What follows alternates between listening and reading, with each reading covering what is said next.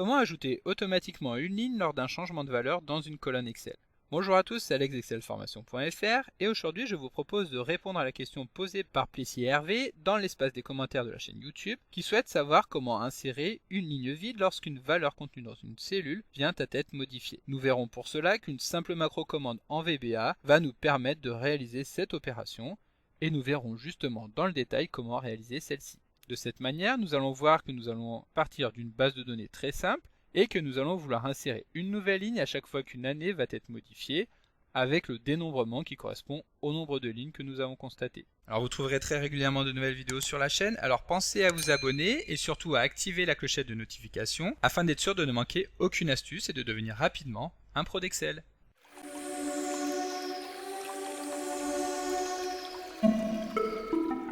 Comme d'habitude, si vous voulez être sûr de bien comprendre tout ce que nous allons voir dans le cadre de cette vidéo, je vous invite à télécharger le support de secours ainsi que son corrigé qui correspond au fichier tel que nous l'aurons à la fin de cette vidéo en suivant le lien que vous trouverez dans la description de la vidéo, ce qui vous permettra de réaliser les opérations en même temps que moi. Alors comme nous avons eu l'occasion de le voir dans l'introduction de cette vidéo, je vais vous montrer comment insérer automatiquement une nouvelle ligne lorsqu'une valeur va changer au sein d'une colonne. Cela nous permettra par exemple de pouvoir insérer simplement un total ou un dénombrement dans une colonne. Et pour illustrer ce tutoriel, nous allons partir de l'exemple que nous avons actuellement à l'écran, dans lequel nous retrouvons une liste des clients d'une entreprise. Au sein de cette base de données, nous retrouvons les informations classiques telles que le prénom, le nom, l'année depuis laquelle la personne est cliente de l'entreprise, son sexe, son code postal et sa ville. Ici, nous allons vouloir dénombrer directement au sein de la base de données le nombre de personnes en fonction de l'année depuis laquelle ils sont clients de l'entreprise. Alors bien entendu, pour réaliser cette opération, nous allons devoir passer par le développement d'une petite macro-commande en VBA, mais comme d'habitude, pas de panique, nous allons détailler chacune des lignes de code afin que ce tutoriel soit accessible à tout le monde, avec ou sans connaissance de VBA. Mais bien entendu, si vous souhaitez en savoir davantage sur le développement de VBA, je vous invite à suivre la formation dédiée à l'apprentissage de VBA pour les débutants, qui est disponible gratuitement sur le blog excelformation.fr et dont vous trouverez le lien dans la description de la vidéo. Alors la première chose à faire pour pouvoir créer une macro-commande en VBA va être de lancer l'éditeur de code VBE, donc VBE pour Visual Basic Editor, qui est l'application intégrée au sein des logiciels de la suite Office qui permet de créer des macro-commandes en VBA.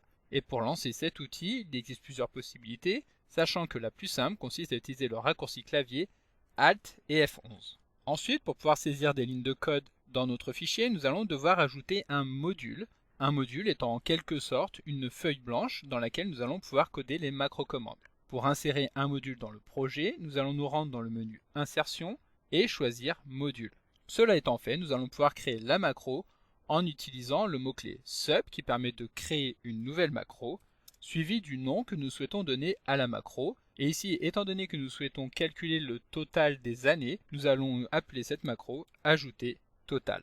Lorsque nous allons valider en appuyant sur Entrée, Excel va insérer automatiquement une nouvelle ligne dans laquelle nous allons retrouver l'instruction EndSub qui permet de terminer la macro, ce qui signifie que tout ce que nous allons saisir entre ces deux lignes va s'exécuter automatiquement à chaque fois que nous allons lancer la macro. Et avant de venir saisir cette macro, nous allons revenir rapidement sur la feuille de calcul afin de comprendre le fonctionnement de celle-ci. Comme nous l'avons vu, nous allons vouloir que la macro effectue un dénombrement du nombre de lignes en fonction des années depuis laquelle la personne est cliente. Donc pour cela, la première chose à faire va être de trier la colonne en fonction de l'année. Ce qui ici n'est pas le cas étant donné que nous pouvons voir que les années sont mélangées. Pour trier la colonne, nous sélectionnons n'importe quelle cellule de cette colonne, puis nous nous rendons dans le menu Données du ruban et nous cliquons sur Trier du plus petit au plus grand. À ce moment-là, Excel va reclasser la base de données et comme nous pouvons le constater, nous allons avoir tout d'abord l'année 1974, puis 75, 76, etc.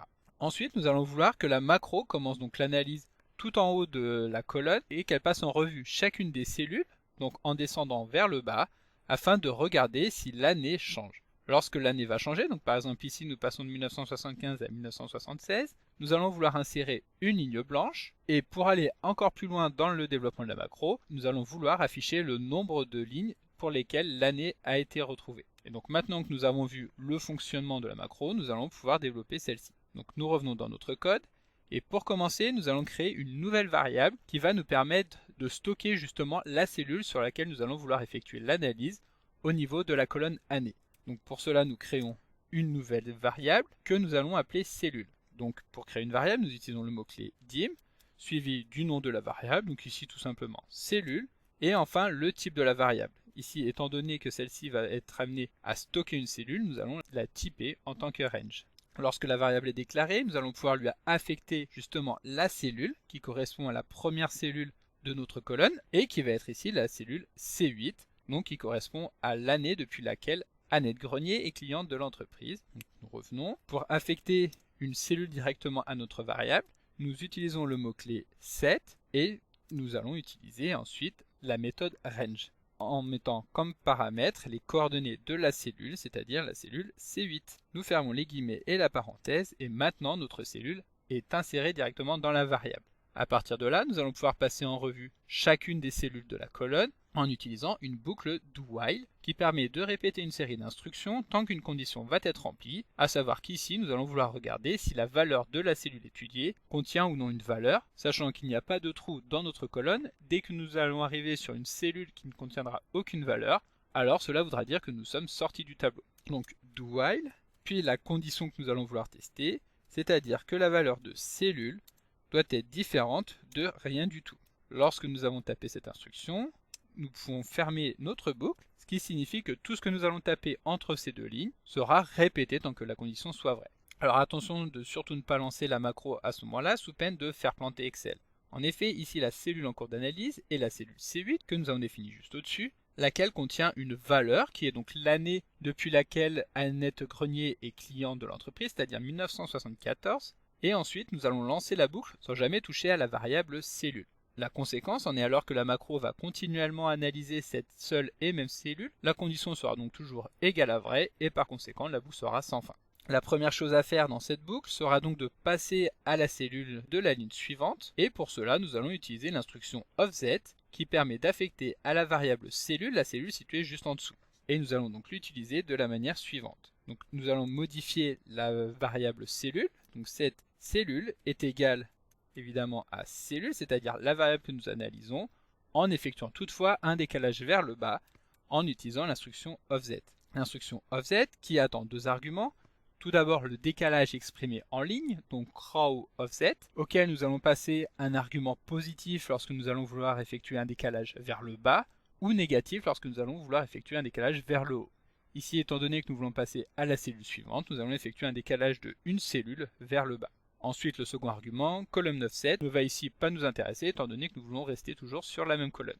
Donc nous allons lui donner la valeur de 0. À ce moment-là, nous allons pouvoir lancer très simplement la macro, donc en appuyant soit sur le petit triangle, soit sur la touche F5. Celle-ci va s'exécuter de manière très rapide, mais il ne va absolument rien se passer, étant donné que la seule chose que nous avons fait dans cette macro a été de modifier la variable cellule pour passer à la cellule située juste en dessous. Si toutefois nous voulons nous assurer qu'il se passe quelque chose, nous pouvons afficher la valeur de la cellule en cours d'analyse dans la fenêtre d'exécution que nous avons ici en utilisant l'instruction debugprint. Donc debug.print et nous allons tout simplement passer comme argument la variable cellule. Si nous lançons la procédure en appuyant sur la touche F5, nous allons avoir dans la fenêtre d'exécution toutes les années qui se trouvent dans notre base de données qui vont être passées en revue. Maintenant nous allons ajouter une nouvelle variable dans notre macro dans laquelle nous allons stocker l'année en cours. Donc nous allons nous placer au-dessus de la boucle, créer cette variable, étant donné que celle-ci va être amenée à stocker une année, nous allons tout simplement l'appeler année et la typer en tant que integer, c'est-à-dire un nombre entier. Ici année va être égale tout simplement à la valeur de la cellule en cours d'analyse. Donc année est égale à cellule. Puis nous allons revenir dans la boucle afin de pouvoir comparer la valeur de cette variable avec la valeur de la cellule analysée en utilisant une instruction if-then, c'est-à-dire en effectuant un test conditionnel. Donc nous allons nous placer ici, utiliser comme nous venons de le voir un if afin de regarder si la valeur de la variable cellule est différente de celle de la variable année. Donc si cellule est différente d'année, c'est-à-dire que la cellule de la colonne année a été modifiée. Donc cellule est différente de année. Alors dans ce cas, nous allons pouvoir effectuer un traitement. En revanche, si nous constatons qu'il s'agit toujours de la même valeur, nous allons pouvoir effectuer un autre traitement. Et ensuite, nous allons tout simplement fermer le endif, c'est-à-dire terminer l'analyse de l'année. Et donc le traitement que nous allons vouloir mettre en place ici va consister à compter tout simplement le nombre de fois qu'une année s'est répétée. Donc pour cela, nous allons introduire encore une fois une nouvelle variable que nous allons appeler compteur. et qui va encore être typé en tant qu'integer afin de pouvoir recevoir un nombre entier. Pour commencer, nous allons définir que ce compteur va être égal à 0, étant donné que nous n'avons pas encore commencé, étant donné que nous ne sommes pas encore dans la boucle. Ensuite, nous allons revenir au niveau de notre test. Lorsque nous avons constaté que la valeur de la cellule est différente de la variable année, alors nous allons pouvoir réinitialiser le compteur en définissant que la ligne en cours d'analyse est la première ligne. Donc compteur est égal à 1. En revanche, si nous constatons que l'année n'a pas été modifiée et donc que la valeur de la variable année est égale à celle de la variable compteur, nous allons pouvoir incrémenter cette variable en définissant que la valeur de compteur est égale à sa propre valeur à laquelle nous allons ajouter 1. Et donc juste avant de pouvoir lancer la macro pour effectuer un test, nous allons mettre à jour la valeur de année afin de l'enregistrer juste avant de passer à la ligne située juste en dessous, et celle-ci doit évidemment être égale à la valeur de la cellule actuelle.